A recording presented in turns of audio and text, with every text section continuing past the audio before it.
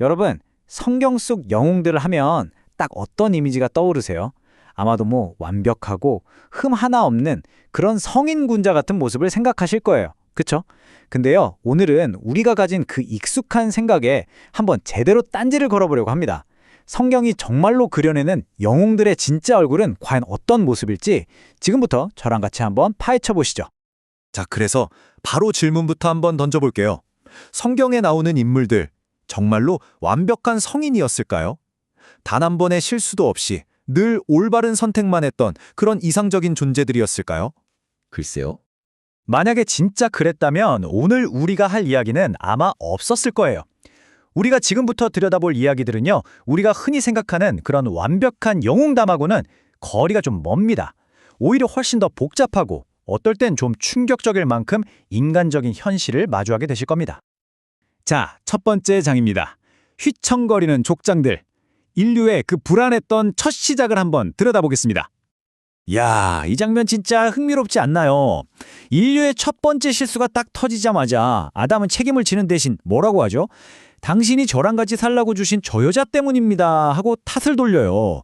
이게 바로 인류 최초의 남 탓, 핑계인 거죠. 그리고 그 아들 카인은 또 어떻고요? 동생을 죽여놓고 신이 물어보니까 제가 제 동생을 지키는 사람입니까? 하고 되묻잖아요. 정말 뻔뻔하죠? 완벽과는 거리가 한창 멀어요. 그러니까 성경은 처음부터 인간의 이야기가 이런 책임 회피와 폭력으로 시작됐다는 걸 아주 솔직하게 까놓고 보여주는 겁니다. 그리고 이 폭력성은 여기서 멈추는 게 아니라 아주 그냥 기하급수적으로 커집니다. 카인의 후손인 람에게 한 말을 좀 보세요. 자기가 입은 작은 상처 때문에 사람을 죽여놓고 카인을 위한 복수가 7배라면 나를 위한 복수는 77배다라고 자랑을 해요. 인간의 교만이랑 복수심이 진짜 얼마나 무섭게 커져 나갔는지를 정말 적나라하게 보여주는 부분이죠. 자, 이제 다음 시대로 한번 넘어가 볼게요. 두 번째 장, 예상 밖의 구원자들입니다. 아주 혼란스러웠던 시대에 나타난 정말 뜻밖의 영웅들을 만나볼 시간입니다. 이 시대가 바로 사사 시대라고 불리는 때입니다. 지금 보시는 이 구절이 당시 상황을 그냥 한마디로 딱 요약해줘요. 왕이 없었으므로 사람들이 각자 자기 눈에 좋은 대로 했다. 중심이 없으니까 그냥 다들 자기 맘대로 했던 거죠. 그야말로 사회적으로나 도덕적으로나 완전 혼돈의 시대였던 겁니다. 그럼 이런 혼란기에 이스라엘을 구했던 사사들은 대체 어떤 사람들이었을까요? 놀랍게도요, 우리가 생각하는 그런 영웅하고는 거리가 먼 사람들이었어요.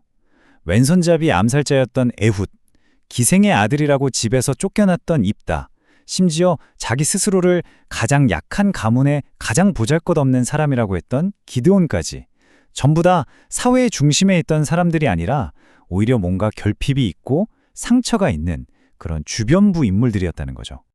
특히 입다의 이야기는 정말 영웅의 한순간의 행동이 얼마나 끔찍한 비극을 낳을 수 있는지 보여주는 대표적인 사례예요. 전쟁에서 이기게 해달라고 너무 무모한 맹세를 해버린 거죠. 결국 전쟁에서는 이겼는데 그 대가로 집에 돌아왔을 때 가장 먼저 자기를 맞으러 나온 하나밖에 없는 외동딸을 제물로 바쳐야만 했어요. 영웅의 경솔함이 정말 끔찍한 비극을 불러온 겁니다. 자, 이제 이스라엘 역사상 가장 위대한 인물이자 동시에 가장 치명적인 결함을 가졌던 왕의 이야기로 넘어가 보죠. 네, 바로 다윗 왕입니다. 다윗의 두 얼굴을 한번 보세요. 한쪽에는 골리앗을 쓰러뜨리고 나라를 하나로 만든 영웅, 심지어 신의 마음에 쏙 드는 사람이라는 칭찬까지 받은 왕이 있습니다.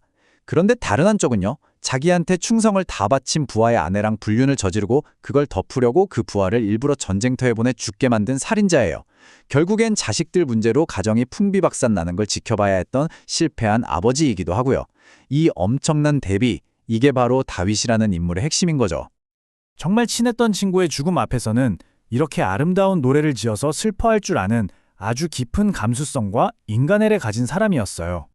그런데 바로 그 사람이 죽기 직전에는 자기를 괴롭혔던 원수를 꼭 피 흘리며 죽게 하라고 그런 무서운 유언을 남겨요.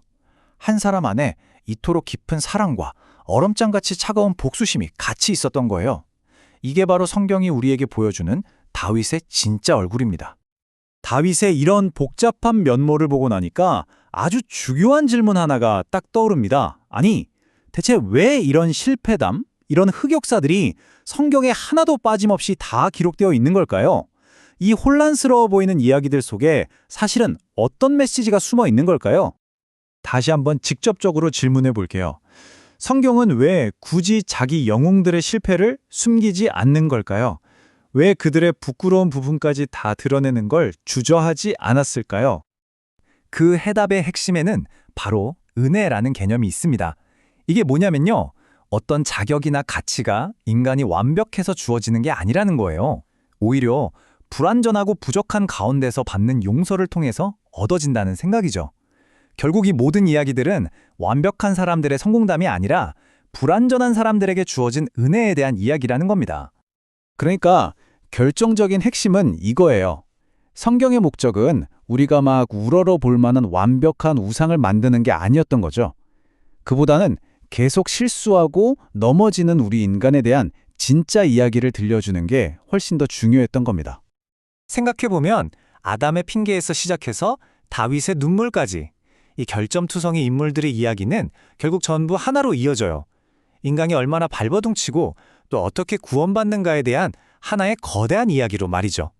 어쩌면요, 가장 위대한 메시지는 딱딱한 규칙이나 어려운 교리 같은 데 있는 게 아니라 바로 이렇게 지독하게 인간적인 이야기들 속에서 발견되는 건지도 모르겠습니다. 성경은 완벽한 영웅들이 나오는 위인전이 아니라 어쩌면 바로 오늘을 사는 우리처럼 끊임없이 흔들리고 넘어지는 사람들을 위한 거대한 서사시일지도 모릅니다.